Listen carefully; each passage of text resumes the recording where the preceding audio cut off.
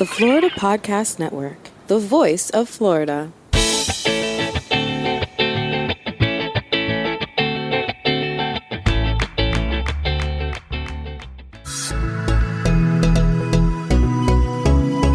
On TECHxploration, your trusted tour guides, Craig and David, will explore every corner of Florida for the latest tech and innovations emerging within our communities as an inside look ahead at Florida's future.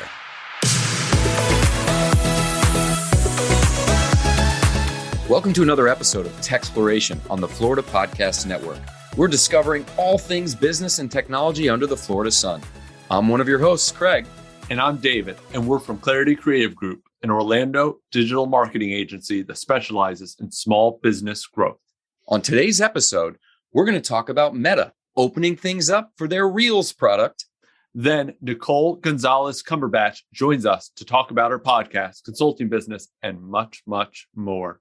And we'll end the episode with this week's tech tip. Oh my gosh, I know that's how I roll into these often, David, because I get so hyped. Excited. Meta seems to be, that's Facebook for those of you not paying attention to name changes, they're opening up their Reels API. For those of you that aren't familiar, Reels is basically Facebook, now Meta's, kind of response to TikTok. They are opening up their API to developers, and first and foremost, got to have our expert developer. What the heck does that mean, David? Opening up an API for developers, what the heck is that? There's a couple different meanings here, and there could be a couple different angles that we can kind of go down this. But what really benefits here is that they're kind of opening things up to allow people to connect with it, right? So it might be that it could help with posting. It might be that we can also maybe start to use some of the features within the Reels, like TikTok and everything like that, or Snapchat and all these, like we're like, they're able to, you can like pull Snapchat filters and put them into other softwares and some other things like that. And that's usually based on like an API, right? So it's using API allows anybody to kind of connect to things. So it depends on what they open up, and what's going to be used is going to really depend on probably the kind of reach. But usually a lot of times by doing that tends to get more people involved with it. And as far as I know, I'm not at all an API expert. I don't think TikTok has a lot of openness in there in what you can do. Everything kind of stays on the platform. You have to do things on the platform. You can't really like use any kind of third-party tools quite yet. So that's interesting that you said it that way, because for again, a layperson like myself, remember David having that expertise coding for 25 plus years. My understanding from the connecting of it is, again, like David said, access, right? And TikTok is not providing a lot of third-party access. They want you to stay on their platform, use it within. Mm-hmm. And they're adding a lot of cool stuff there within.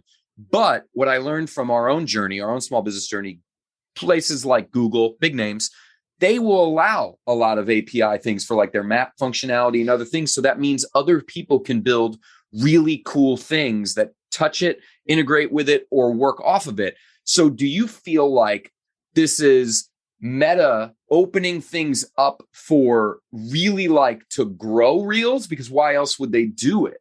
To grow it. I think it's definitely a play to get more involvement, to innovate, right? Because a lot of times, again, you can connect to something and then can you build on it? Like you talked about, can some other software make this or the experience of Reels better than what else is out there beyond maybe probably Facebook's vision or Meta's vision of what, or Instagram's vision or whatever it is? Can something else kind of help it? So I think they're throwing kind of an option out there for people to connect, and hopefully the developer community maybe will kind of help it get some more legs and more visibility and more usage. I know it's big. They're all in on it. So. Yeah. And Reels is not nothing. I mean, it definitely gets a lot of still organic reach, which you can't get on Meta's other platforms. Their base Facebook or Instagram, you're not getting a lot of that free reach that TikTok's offering. Reels and YouTube Shorts actually still do have that. So I think it's so interesting that they're opening it up. And that's not usually what you get from some of the absolute biggest in the space when they've controlled their ecosystem. So interesting things ahead.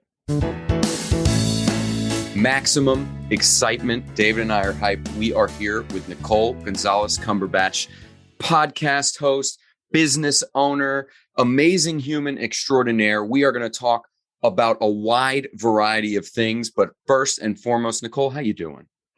I'm great. Thank you so much, Craig and David, for having me on this podcast. I'm just excited to dive in, so I appreciate it. Awesome. And let's do that. Let's dive right in because there's a lot of different things we want to poke and talk about. We talk about tech specifically in Florida. You're out of Coral Springs. We're out of the Orlando area. But we have to start with, honestly, what is a very successful podcast that you started. Mama's Know Best podcast. We got something to say. 100 episodes in the can. So could you give us a little bit of like the how it started, why you started it, and then where it's going? Because it's very exciting. I appreciate that. Okay. So long story short, my son was born in 2017. I am a mom, and it was just a difficult time adapting to postpartum. And I was a corporate executive at the time, and I thought I had it in the bag. I'm like, oh, motherhood, you read the books, you think you have somewhat of an idea, and then motherhood comes and you're like, yeah, I had no clue. So fast forward in 2019, I was still kind of struggling just with trying to my career identity and still with some postpartum anxiety and all of the things. So I said, why aren't there resources for moms? Where can I go? Why can't I listen to a good podcast that really truthfully has honest, raw, and real conversations about motherhood and then the issues that mothers face?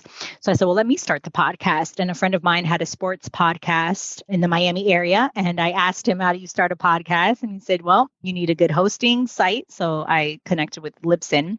He's like, you need a good mic.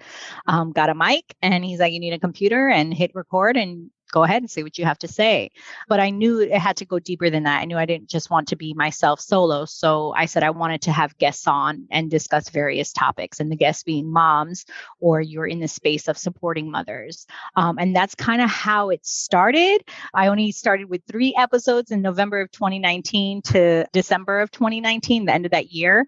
Then 2020, I think I recorded 22 episodes. 2021, I had recorded 40, I think at that point, 47.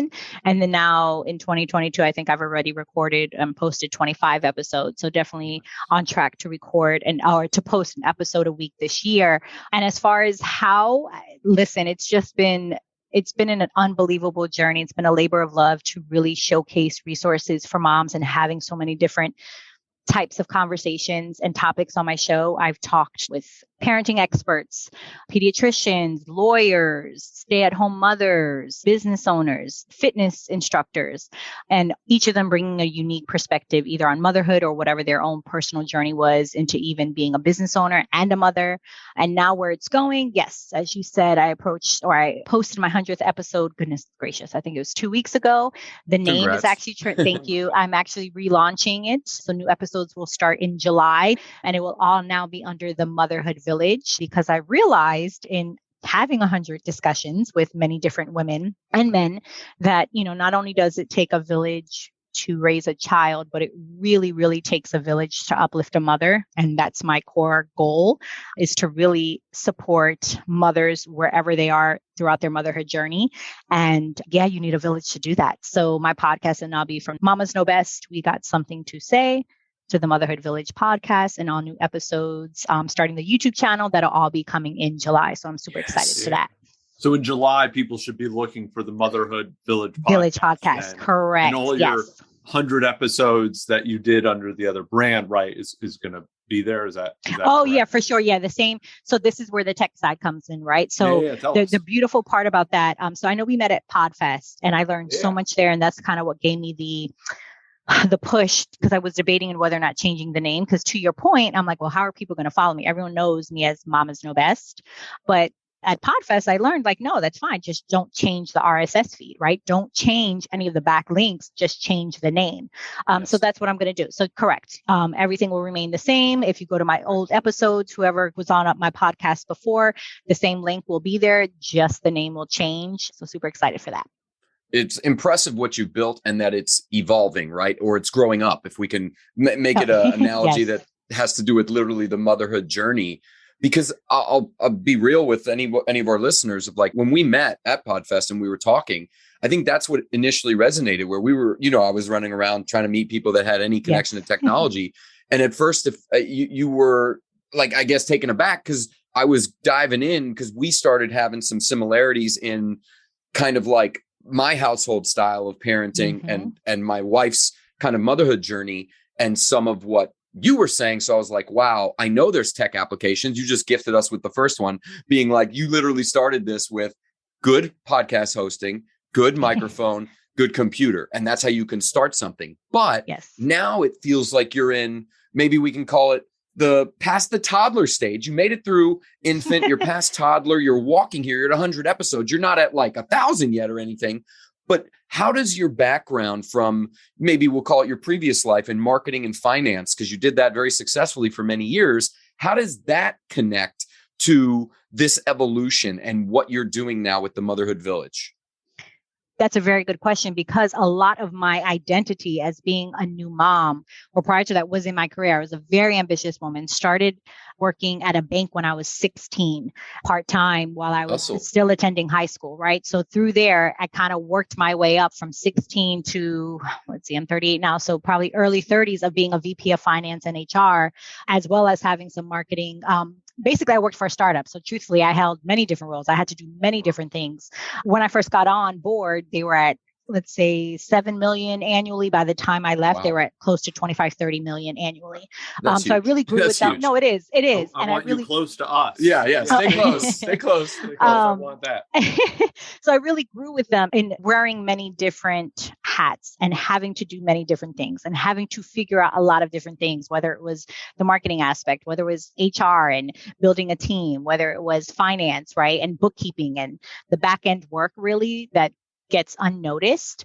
And how that has helped me with my podcasting journey is I applied a lot of those same skill sets in having to figure it out, right? And actually, I also need to mention Audacity. Is it Audacity? Yes, goodness. I haven't used them in a while, but in the beginning, I was using them as my editing software. So I'll mention that, yes, because I was my initial editor, right? You were self-editing before you grew. Yes. And now what?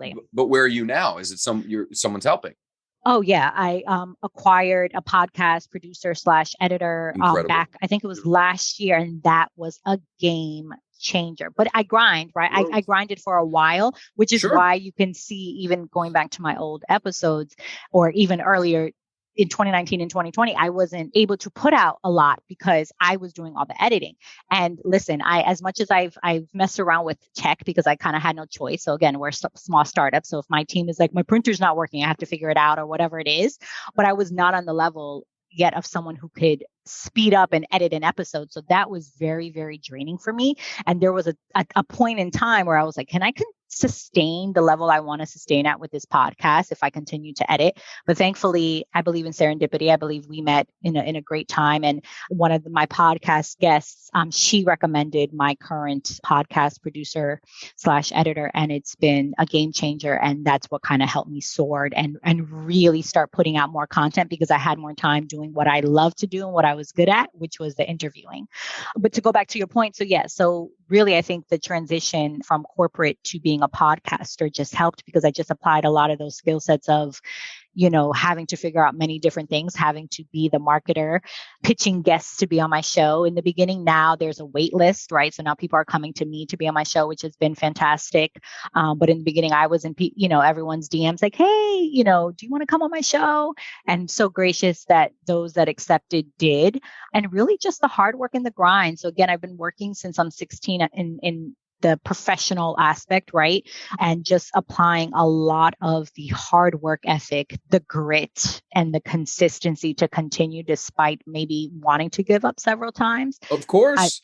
Things get hard. Things get hard, but you kept going, which is the thing that is so interesting. And I think we share interest in some similar inspiration. So the Motherhood Village, as you're transitioning, and again, July being the launch of that, just really kind of resonates as more of a brand. Is that, and again, punch me back if that's not where you're going with it. I'll it just seems like there's opportunity there that maybe something of the last 2.5 years journey, you're like, wait a minute, not only am I helping people, not only am I talking to doctors, lawyers, influential humans that are getting a bigger message out. What's really to come for the Motherhood Village, in your opinion? Is there something you're shooting for?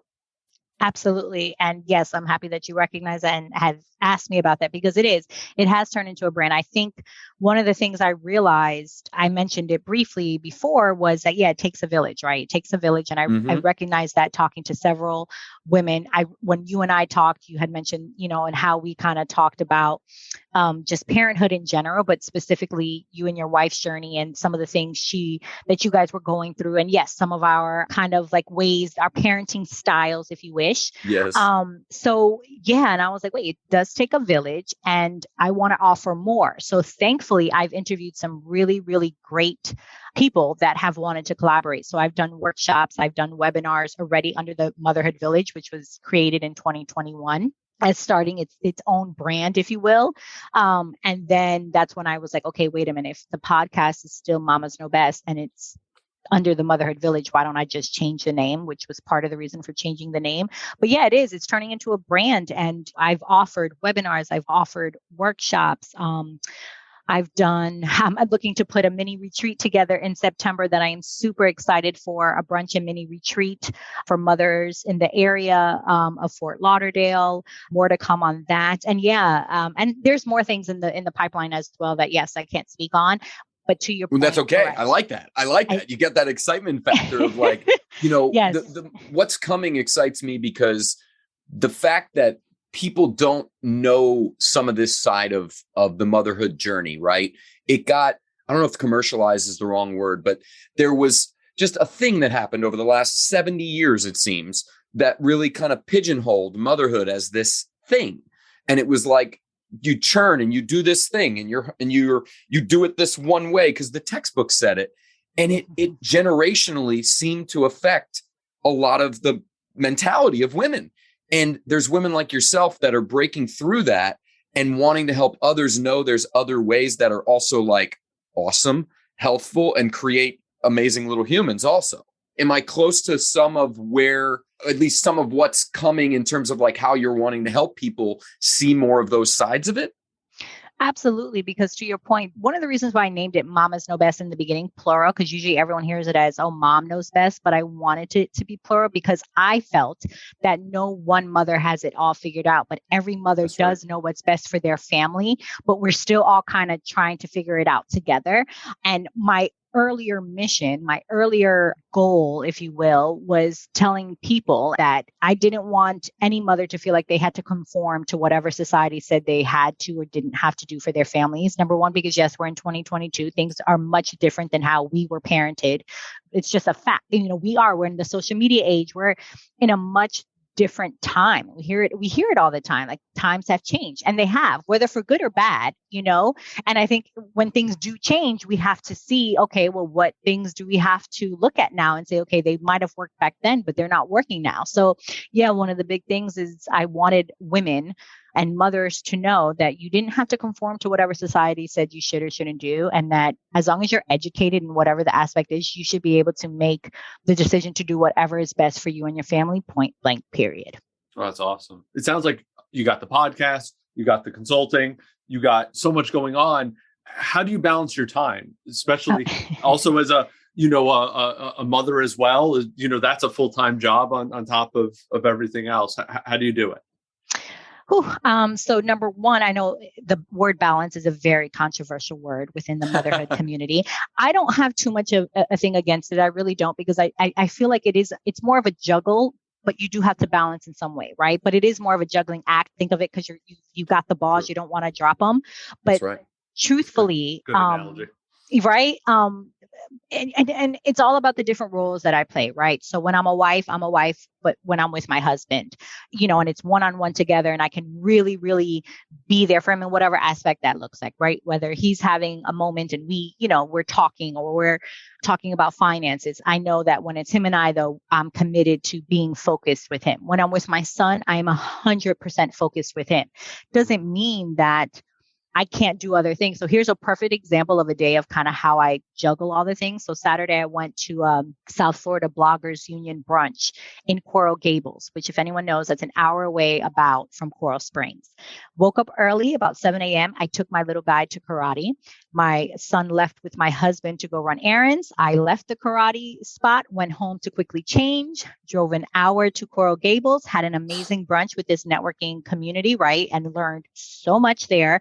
Drove an hour back to be home, met my husband at the movie theater to then take my son on a play date with one of his best friends and the best friend's mother. My husband left to go do what he had to do. I stayed there at the movies, took my son after the movies to go have ice cream, came home. I was not about to cook dinner, didn't cook dinner. We had, whatever was left over, spent some time with my son. My son went to bed. Then it was mommy and daddy time, stayed up, watched TV, I think a little bit. Do you sleep though? Oh, but that's the thing. I was still in bed early. So I know it sounded like a lot, but my whole point of that was I compartmentalized. I was with my son in the morning, right? Mm-hmm. I didn't have any guilt because I was focused with him. And then the time block where I was away for maybe 4 hours or so, you give or take for that at the brunch, I was doing what I was doing, marketing myself and networking and not really having mom guilt because I knew I was going to see my son afterwards. So I think to all the moms out there, whoever's listening to this, even to you, Craig and David, because I think a lot of times moms get how do you balance it? But I would imagine, especially you, because you're a new father, you're still trying to balance it as well, right? And trying to figure out all the things and make sure that you're there for your wife, right? Because she's going through her changes of being a new mom and so on and so forth and wanting to be a present father. I would say it's always about quality over quantity. And my little guy is 4, he'll be 5, and he understands as long as I give him like a good solid, even truthfully 20, 30 minutes, maybe even 15 minutes where I am giving him undivided attention, he's okay with me saying, I have to do a podcast real quick, or mommy's going to be back in 2 hours. It makes perfect sense because when you're given it the time, it is locked in. I started creating a behavior that just this year of when I get home, just because again, I am working more of a 9 to 5 at the moment. But when I get home, I'm making sure my phone is not even on my person.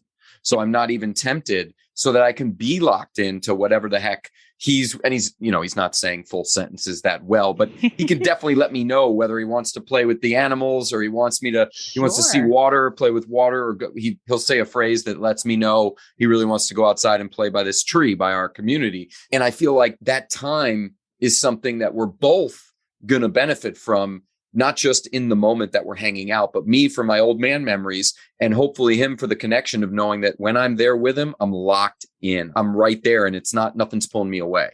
100%. I think that's what a lot of moms need to understand, because I know the mom guilt is serious. And trust me, I still fight with it, right? Like this morning, I usually take him to school. I didn't because I had to go to my clients early.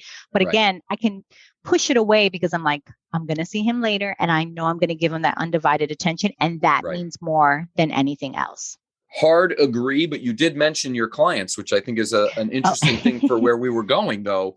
You still also have, among the other many things, right, a consulting business, NGC Consulting. So is that something you envision alongside Motherhood Village, supporting it in one way? Or is it a point, like at some point, are both going to just continue growing? Does one feed the other? Talk to me about it. Good question. So I left corporate in 2021, started my own thing. I was part of that great resignation, which could be a whole nother podcasting topic of why. And I said, I've been doing this for a long time and supporting business owners, right, on a grand scale, have seen a lot of the mistakes business owners have made, right, in the background. And I said, okay, how can I do this? I've been very unhappy working with some toxic working environments. And I said, how can I support business owners? So I said, you know what, let me start my own thing locally. And that's what I do. NGC Consulting, I support small business owners in various things, taking my knowledge, my expertise, and working with startups. So I help with operations, building efficient and effective processes. That's one of the main things of why businesses go under, is because they do not have efficient or effective processes in place. They're kind of all over the place, and it's hard to scale with that kind of confusion and chaos. I help with HR matters, building employee handbooks, hiring, onboarding, offboarding, and then of course the bookkeeping and all of the finance stuff in the background that is my number one, I guess you could say, thing of expertise. And how I see it.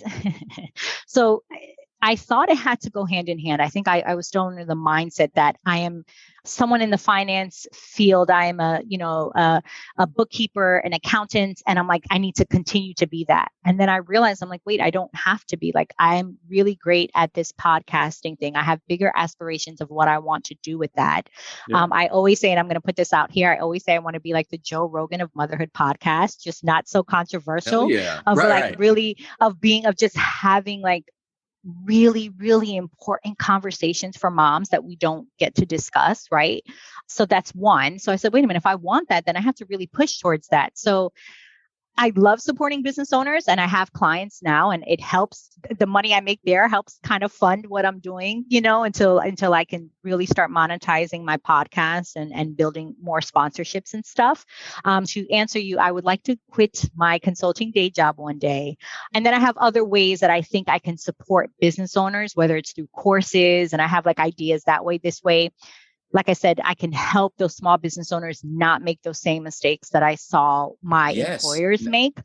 So I'm thinking of courses and other things to where I'm not having to do the day-to-day, but I can still support them in another way. So I have some ideas there, but right now it pays the bills, and that's where I'm at with it.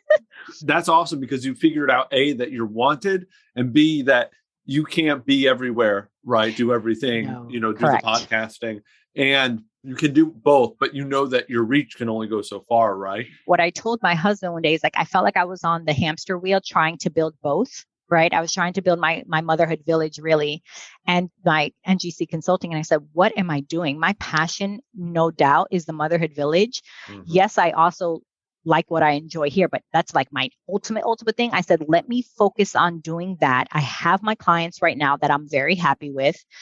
Let me stop, because to your point, I can't be everywhere. And that was a big realization for me, because I'm kind of like that very overachiever. No, I can do it all. Like, what do you mean? No, that's possible. I can grow both of them. And truthfully, you can't. My focus has been on really just growing the motherhood village. So thank you for mentioning that, because that is 100%. I think you're right. But what's going to be interesting, and call me crazy, but I think that under the umbrella of the motherhood village, interesting things may come. And why I even say that is you already are helping businesses, right? And now you're already helping mothers. Well, some mothers are going to want and be empowered by the information you're giving them, and are going to start their own businesses. And that is going to happen within the brand you're creating, and you're strengthening Motherhood Village, just because they're going to ask you. I'm just being honest with you. Like 2 years from now, Motherhood Village is cranking, still doing its thing. They're going to literally ask, because that's how you built it. So it's kind of funny for me to see it.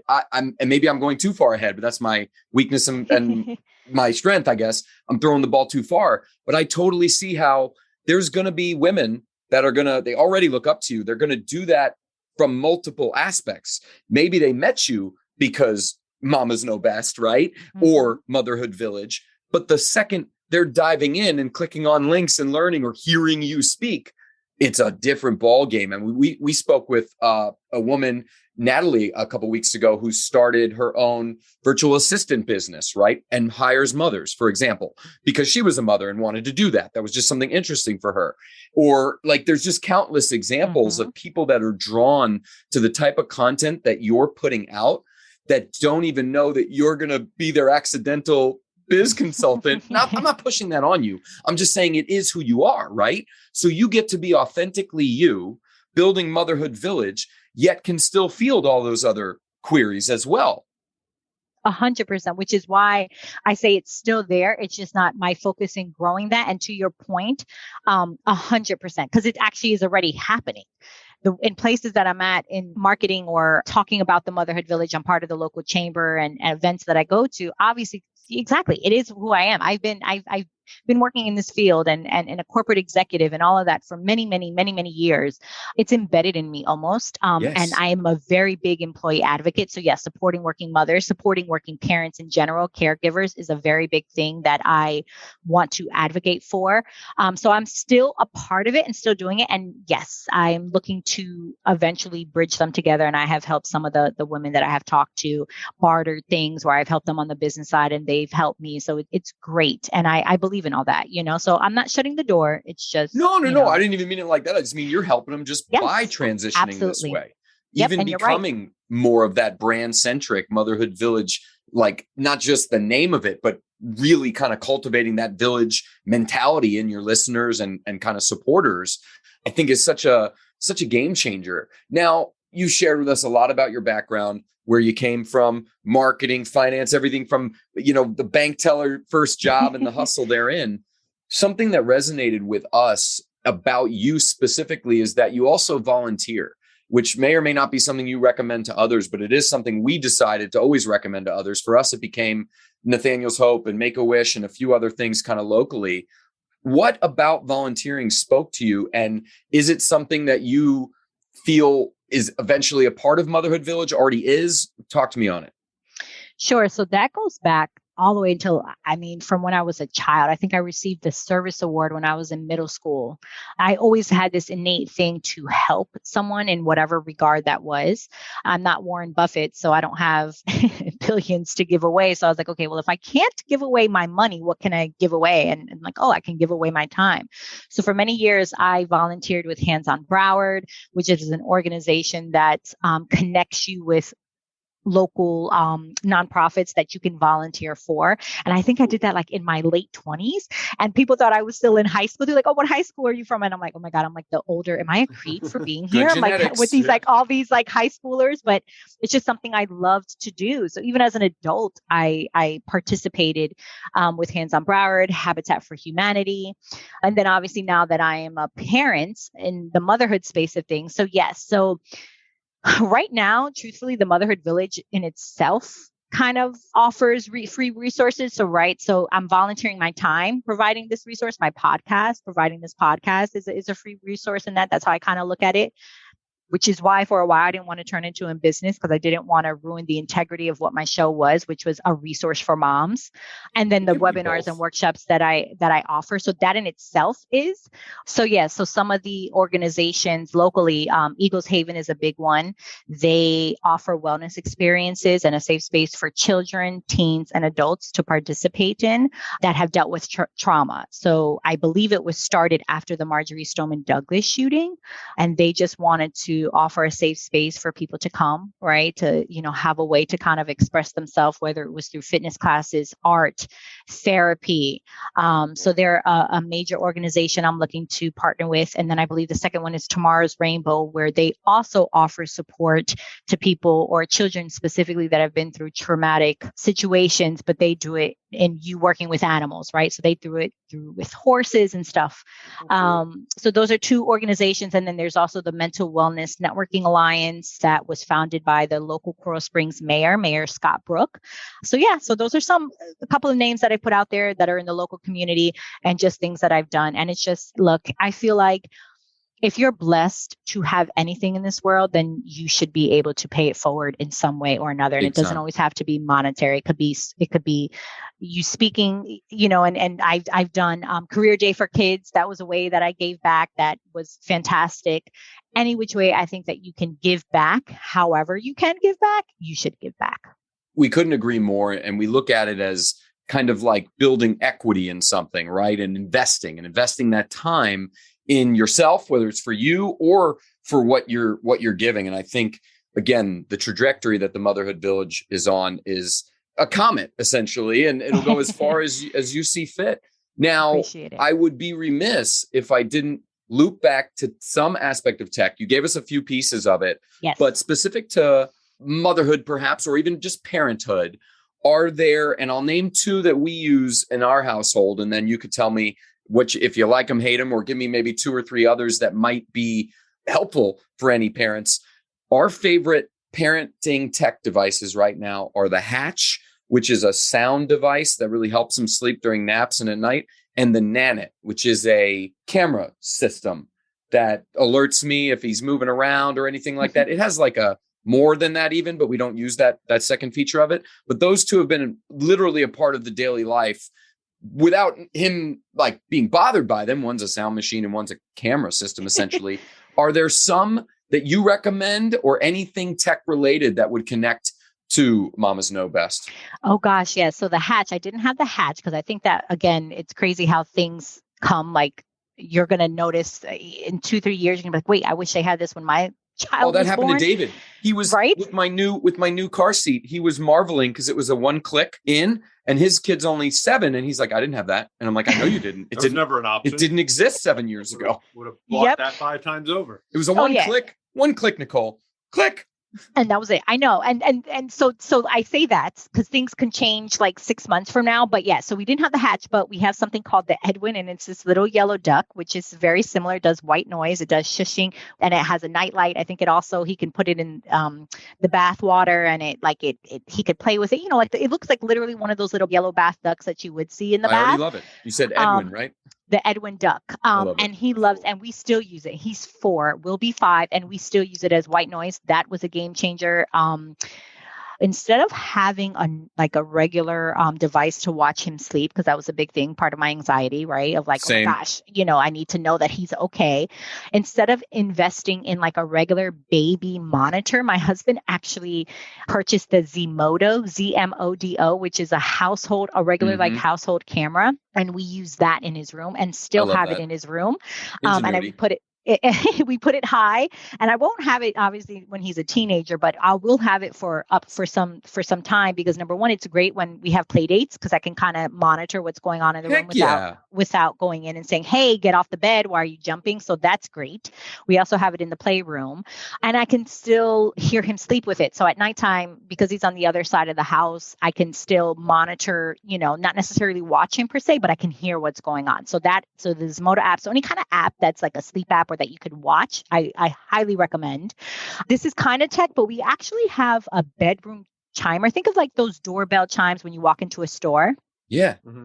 So we have that in his. So I don't know if it's tech, but it's a gadget that we use once we put him into a big boy bed, because I did not want to be surprised when he would come out of his room and wake me up at 3:00 in the morning, like, oh, he's like out out like wandering. So we actually put this chime bell in his room and in the door to come out of his bathroom. Perfect. That has been another game changer. I never thought of it, and now it will happen in my household. Yes. And of course, people are like, oh, but what if you hear it ringing? It's like, no, you keep the door open through the day. It's literally only when he's in there to sleep.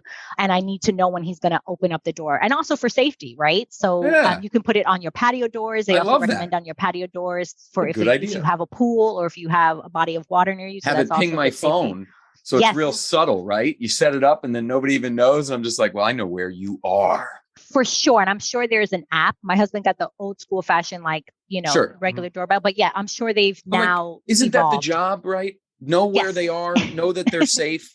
If at the basis level, that's what we're trying to do. Keep these little people safe. Use a little technology to help us get there. 100%. So I had that. And there's just 2 more things. We love Alexa. I use Alexa. This will come in handy for you all. I can never remember, like if I'm like, dude, you have like 5 more minutes to watch TV, and then you like get sidetracked and it's really 20 minutes. So I'll tell Alexa, like, Alexa, set a reminder, or even put the reminder on my phone that in 10 minutes, literally the TV goes off or we have to be out. That has been a game changer. Can I tell you a psychological thing that's really important there? Yes. When the alarm goes off, they're told that they need to stop, not because you said it, but because Alexa said it. And that 100%. Means now you're not the bad guy there. Alexa's the bad guy. We started doing that where we started doing 15, 30-minute things. And the alarm goes off. Instead of her complaining, she goes, okay, closes her iPad and goes, does something else. And I'm like, dang it, we've been yelling at her random times, giving her an hour to be nice. And she's getting more and more mad. So that's a win right there. It is. And at 8 a.m., he knows when he hears it, he has to start getting ready for school. So that's smart. Yeah. Yes, we have an alarm set for 8 a.m. when he hears. I mean, of course, I still sometimes have to come in and I'm like, hey, time to get ready. But it also is a reminder for me, because if I do, it goes back to your earlier point that I have a lot going on, right? So I can't remember everything. So one of the things is my saving grace is also my calendar. So that's another tech thing. I have my Gmail calendar reminders and all of that. I need that. If it's not in my calendar, it's not happening. So if I'm in my office working in the morning and I completely forgot, and my husband's also working from home in his office, and I'm like, oh shoot, it's 8:30. We got to get ready for school. No, we both start hearing Alexa and we're like, oh, okay, it's rock and roll time. 8 o'clock. You need to start getting ready. And then I think that's it. Those are some pretty good ones. There's a lot. I actually have an episode on my podcast that I talk with. Her name is Johnston Lopez. So Jennifer Lopez. And she's an author, and she also has her own digital marketing company. And she talks a lot about technology, mom hacks. There's some like really cool things she does with like meal times and stuff like that. So that's a good episode to check out. Well, I think that's a perfect opportunity for us to poke you to say, where can people find you? Because I can't thank you enough for joining us on this TECHxploration episode, this exploration of your TECHxploration. But how can people find everything that you're doing? Sure. So if you go very easy, go to the motherhoodvillage.com. You'll see any upcoming webinars, workshops, anything I have going on. You also have access to my podcast from there. So that's a win-win. So motherhoodvillage.com. You can also connect with me on LinkedIn. I do a lot more of my business related things there. And that's at Nicole Gonzalez Cumberbatch. Very easy. And I'm on Instagram at the Motherhood Village 1, but it's the Motherhood Village 1. So, but I'm sure if you either search for my name or the Motherhood Village, it'll come up. So yeah, those are the 3 places you can follow me at. Well, thank you, Nicole, for being a part of this. It's going to be awesome to kind of keep in touch and see everything that's going on. And obviously we feel the same way on parenting styles and things like that we just hope, again, for the continued success of the Motherhood Village so that more and more people can know there's just not only one way to do this. Absolutely. I completely agree. And thank you so much for having me on. It's been a pleasure. And yeah, I look forward to connecting and hearing this episode when it comes out. So thank you. Hey everyone, I'm Kaitlyn Studi, owner and creative director of South Street & Company in Orlando, and my tech tip is to utilize the program Zapier. Zapier I describe as the connection between programs that don't normally talk to one another. So this program can be used to automate the processes that you do over and over. And sometimes you can get kind of thinking like, oh, well, how would I automate my business? Or I don't know if this would work for me. Let me tell you, it can. If someone applies to your website through your careers page, it can send them an automated email thanking them for their application and letting them know that you received it. It can also automate whenever you create meetings in your calendar. So as an example, we create a meeting that says client meeting with, and then we add the names. Anytime that we create that calendar invite and add it to our calendars with the words client meeting, it automates to remind us to set up the agenda 5 days before, to check the agenda and look it over 2 days before. And then the day of the meeting, it sets a reminder to send the client a follow-up email recapping the meeting, to update our team in Asana on everything that happened, and to schedule out any follow-up tasks. So you kind of have to get yourself in the mindset of thinking about how you do things and what you do over and over. But this has saved me so much time because I have not yet learned how to duplicate myself. I've been able to do that with Zapier. So go and check that program out. And I just look forward to seeing how you all utilize it. For details and show notes about today's show, go to floridapodcastnetwork.com. And we want our community of Florida enthusiasts to grow. Join in with our super fans, the FPN Insiders, on Facebook, Clubhouse, and Good Pods. Just search for FPN Insiders. And of course, find us anytime at iwantclarity.com. Be sure to visit all the great shows on the Florida Podcast Network. You'll find them at floridapodcastnetwork.com. And of course, lady, don't you know we love you, sweet lady, dear mama, place no one above you.